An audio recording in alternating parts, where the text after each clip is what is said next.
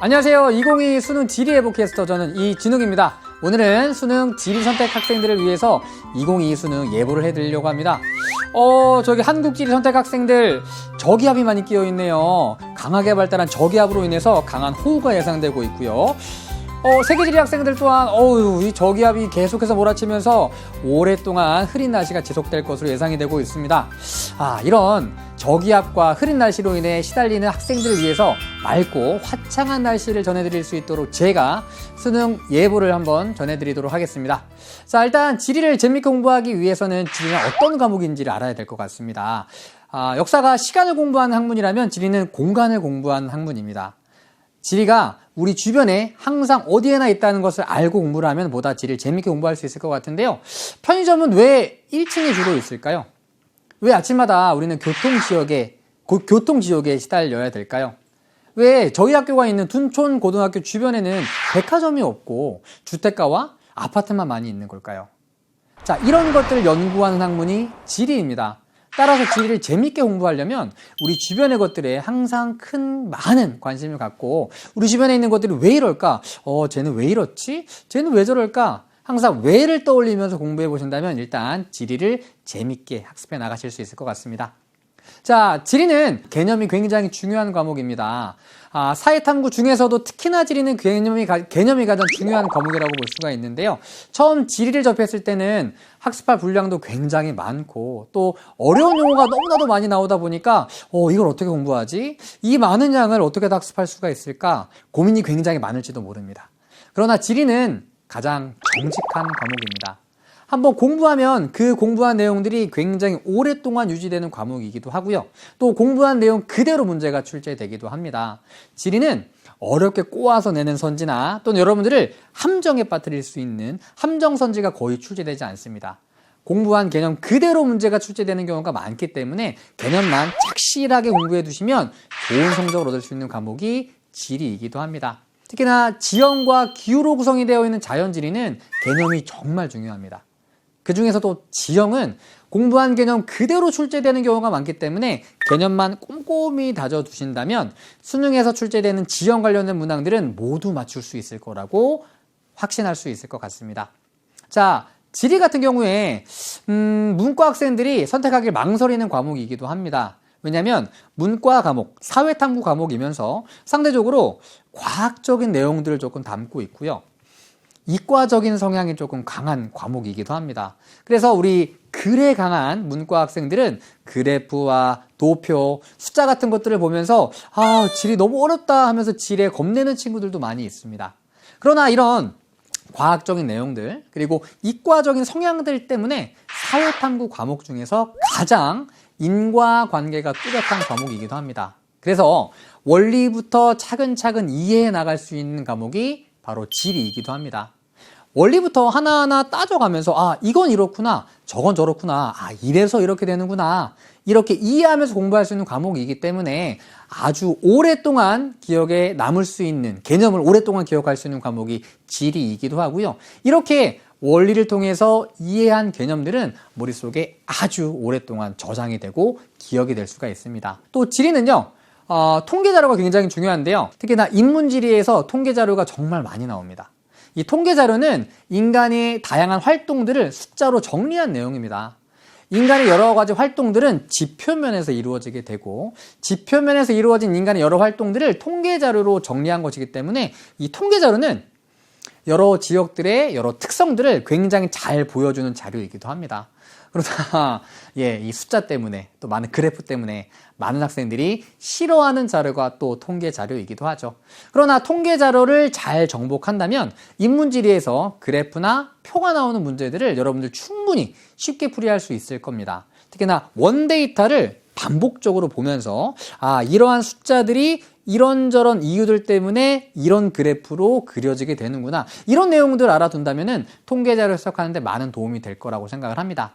그래서 인문지리, 특히나 인구, 공업, 농업, 자원 이런 파트와 같은 인문지리를 학습할 때는 통계 자료를 꼼꼼하게 살펴두는 것이 아주 중요합니다.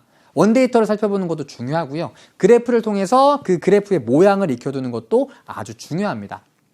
통계 자료는 개념만 공부해서는 문제를 풀기가 쉽지 않습니다. 통계 자료를 해석하고 풀이하는 연습들을 해 나가셔야 되는데요. 가장 중요한 것은 많은 문제를 풀이하는 겁니다. 통계 자료가 수록이 되어 있는 많은 문제들을 풀이하다 보면 이런 통계들은 이렇게 해석할 수가 있구나. 이런 통계들은 이렇게 하나하나 해석하면은 이렇게 풀리는구나. 문제를 해석하는, 통계 자료를 해석하는 통찰력이 생겨나게 되거든요. 그리고 통계 자료가 점점 익숙해지게 됩니다. 통계 자료가 익숙해지게 되면 문제풀이가 쉬워지고, 통계 자료를 잘 해석하면은 정답을 맞출 확률까지 높아지게 되겠죠. 많은 학생들이 한국지리나 세계지리 모두에서 통계 자료 때문에 어려움을 겪고 있는 거 잘 알고 있습니다. 그리고 이제 공부를 시작해 나가는 학생들 또한 통계 자료라는 벽에 부딪힐지도 모릅니다. 그러나 제가 처음에 말씀드렸듯이 이 통계 자료라고 하는 것은 인간의 생활 모습들을 정말 잘 반영하고 있는 숫자들이고요. 이 통계 자료를 통해서 정말 많은 것들을 알 수가 있습니다. 그래서 통계 자료도 꼼꼼하게 공부해 본다면 정말 재밌게 공부할 수 있는 부분이거든요. 통계 자료에 대한 두려움을 조금 덜어두셨으면 좋겠습니다. 자, 세 번째 전달드리고 싶은 것은 한국지리와 세계지리 모두 최근 들어서 지도와 관련된 문제들이 정말 많이 출제되고 있습니다. 그래서 지도학습을 꼼꼼하게 해두는 것이 아주 중요한데요. 그래서 한국지리와 세계지리에서 문제를 잘 맞출 수 있는, 특히나 지도와 관련된 문항들을 잘 맞출 수 있는 책을 하나 추천드리고자 합니다. 가쁜 책. 자, 어떤 책 추천드리냐면요. 바로 지리부터를 추천해드립니다. 여러분들 아마 지리부도가 어디 있는지 모르는 친구들 되게 많을걸요? 아마 대부분 1학년 때 지리부도를 엄청나게 많은 책들과 함께 받을 거예요. 그리고 어딘가에 꽂아놓고 수업 시간에 쓰지 않는 경우가 많아서 대체 어디다 뒀는지 모르는 친구들이 많이 있을 겁니다. 그러나 지리부도는 지리를 공부함에 있어서 정말 유용한 책이고요. 심지어 재밌습니다. 제가 가장 좋아하는 책이 지리부도예요. 특히나 지리부도는 아는 게 많으면 많을수록 정말 더더 재밌거든요. 그 지리부도 안에 여러 지도들을 보면서 또 통계 자료도 수록이 되어 있습니다. 통계 자료들을 보면서 여기 이게 있었구나.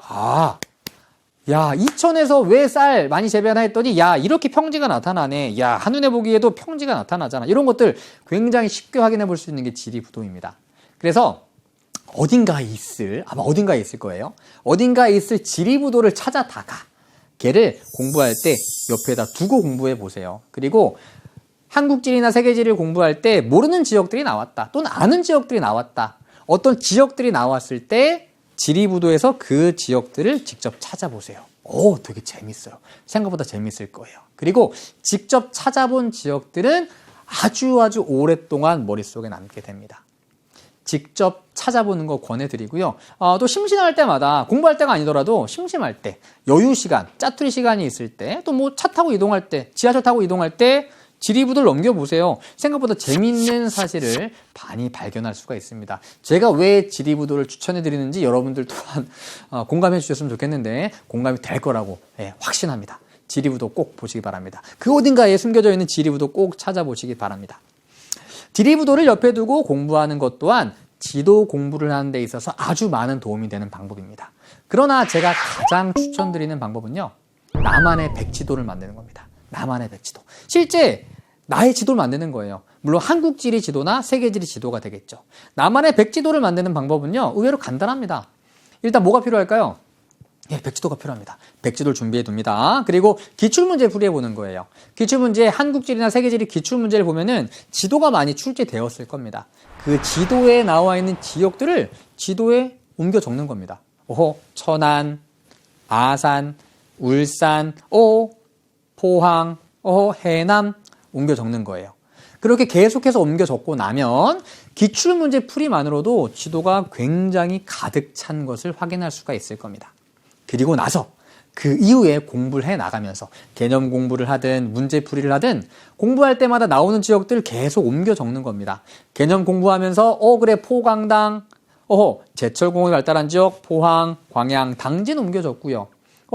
울려서 석유화학공업이 발달한 지역 울산, 여수, 서산 옮겨 적고요. 제가 거기다 지명을 적는 거죠. 울산, 여수, 서산이라고 그냥 적으시면 되거든요. 계속 옮겨 적는 거예요. 그리고 또 개념학습 다 마친 다음에 문제 풀겠죠. 문제 풀면서 지도가 나올 겁니다. 거기 나오는 지역들을 또 옮겨 적습니다. 이번에는 원주가 나왔네. 원주, 고양, 화성 계속 옮겨 적는 거예요. 그럼 그 지도가 점점 가득 차겠죠.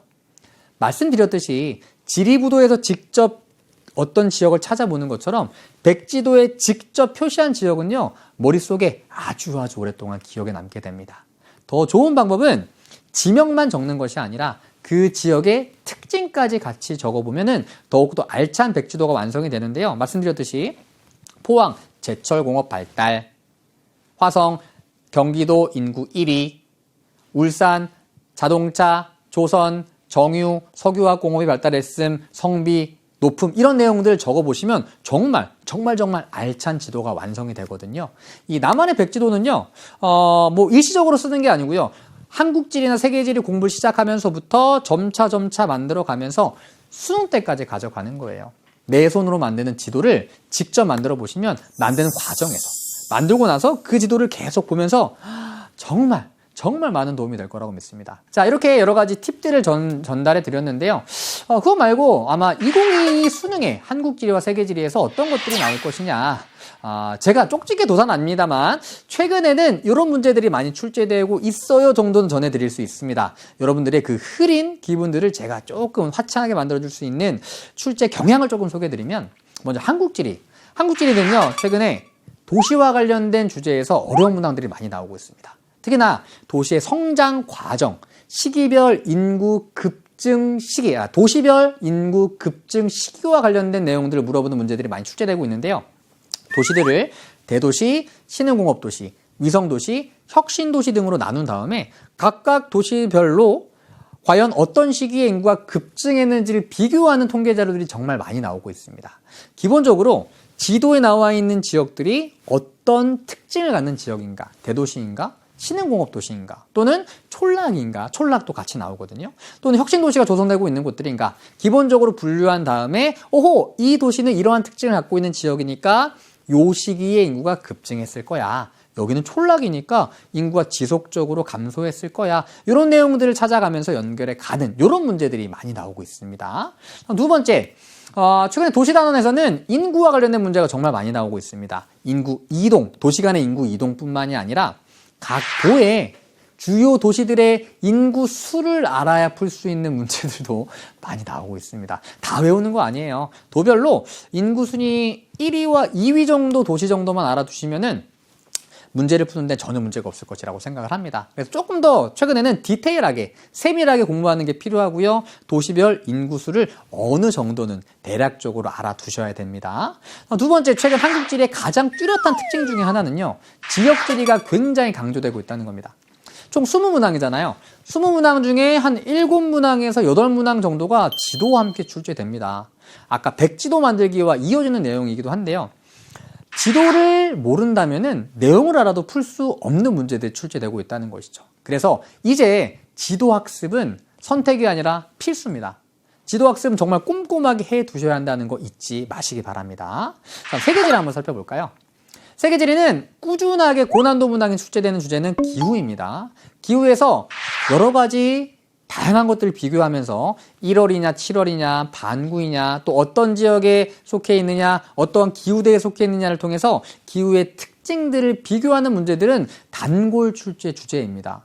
빈번하게 나옴에도 불구하고 학생들은 여전히 많이 어려워하죠. 특히나 세계지도를 펼쳐놓고 어떤 지역에서 어떤 기후가 나타나는지를 잘 정리해 두지 않는다면 이런 문제 풀기가 조금 어려울 수가 있습니다. 그래서 세계지도 백지도를 만들 때는요, 도시의 위치를 표시하고요, 그 도시의 기후까지 같이 표시해 두시면은 아주 좋은 지도가 될 것이고요. 별도로 남한의 백지도뿐만이 아니라 남한의 기후 지도를 만드는 것도 아주 좋은 방안이 될 것 같습니다.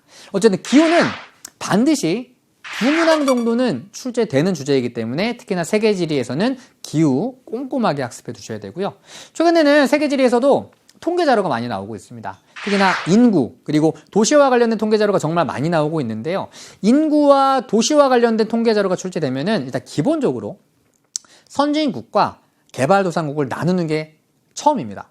경제 발달 수준에 따라서 인구와 도시 변화 정도 또는 도시화율의 정도가 차이가 나타나기 때문에 일단 경제 수준에 따라서 통계 자료를 구분한 다음에 각 그래프의 특징들을 가지고 나라나 도시를 찾아가는 이런 유형의 문제가 많이 나오고 있습니다. 그래서 이런 인구와 도시 관련된 유형의 문제들을 풀이하는 요령들을 잘 익혀 나가시면은 문제에 쉽게 수월하게 풀이해 나가실 수 있을 거라고 생각을 합니다. 자, 여기까지 최근 들어서 한국지리와 세계지리의 출제 경향까지 한번 살펴봤습니다. 어떻게 좀 많은 도움이 되셨나요? 자, 마지막으로 드리고 싶은 말씀은요. 지리를 선택하는 친구들에게 가장 큰 축복이 뭘까요? 물론 수능 만점 받는 것이겠죠. 수능 만점을 받는 가장 좋은 방법, 물론 공부 열심히 하는 것이겠죠. 도움이 될 수 있는 또 하나의 방법은 바로 쌍지리를 하는 것입니다. 자, 지리러에게 쌍지리는 축복입니다. 무조건 하셔야 돼요. 한국지리와 세계지리는요, 중복되는 주제들이 굉장히 많습니다. 지형, 기후, 인구, 에너지, 도시, 농업, 자원, 공업은 좀 다를 수 있겠네요. 어쨌든 중복되는 내용들이 굉장히 많기 때문에 한지와 세지를 함께 선택하는 것, 쌍지리라고 하잖아요. 쌍지리를 선택하면은 공부할 내용이 굉장히 많이 줄어듭니다. 게다가 상호 간에 연결되는 내용들이 많기 때문에 한지 공부하면은 세지 공부가 되고 세지 공부하면 한지 공부가 되면서 아주 강력한 시너지를 발휘할 수가 있습니다. 그래서 여러 가지 사회탐구 조합 중에서 가장 추천드리는 조합은 쌍지리입니다. 내가 한지를 했는데 세지를 선택하지 않는다. 세지를 했는데 한지를 선택하지 않는다. 이거 손해보는 거거든요. 우리가 누릴 수 있는 가장 강력한 조합을 저버리는 일입니다. 그래서 한지든 세지든 내가 하나를 선택하고자 한다. 그러면 반드시 쌍지리를 고려해 보세요. 쌍지리, 굉장히 재밌는 선택이 될 거예요. 그리고 공부에 나감에 있어서도 굉장히 재밌게 공부해 나갈 수 있는 방법이기도 하고요. 또 좋은 성적을 얻을 수 있는 1등급으로 가는 또는 만점으로 가는 가장 강력한 조합이라고 생각을 합니다. 쌍지리 잊지 마시기 바랍니다. 자, 여기까지 해서 2022 지리 예보 캐스터인 이진웅이 여러 가지 내용들 전해드렸는데 어떤가요? 볼까요? 한국지리, 먹구름이 조금 사라진 것 같고요. 비도 좀 그친 것 같습니다. 세계지리 선택자 어떤가요? 우리 호우가 많이 사라지고 있고요. 저기압도 많이 물러나면서, 화창한 날씨가 다가오고 있는 것 같네요. 자, 우리 지리 선택하는 친구들이 맑고 화창한 날씨 속에서, 맑고 화창한 기분 속에서 학습할 수 있도록 저도 열심히 공부하도록 하겠습니다. 여러분들, EBS만으로 지리, 사회탐구 충분히 준비할 수 있습니다. 저는 여러분들을 위해서 열심히 강의 준비하고 있겠습니다. 여러분들은 열심히 지리 공부하면서 여러분들 목표까지 잘 도달해 나가셨으면 좋겠습니다. 지금까지 2022 지리 예보 캐스터 이진웅이었습니다.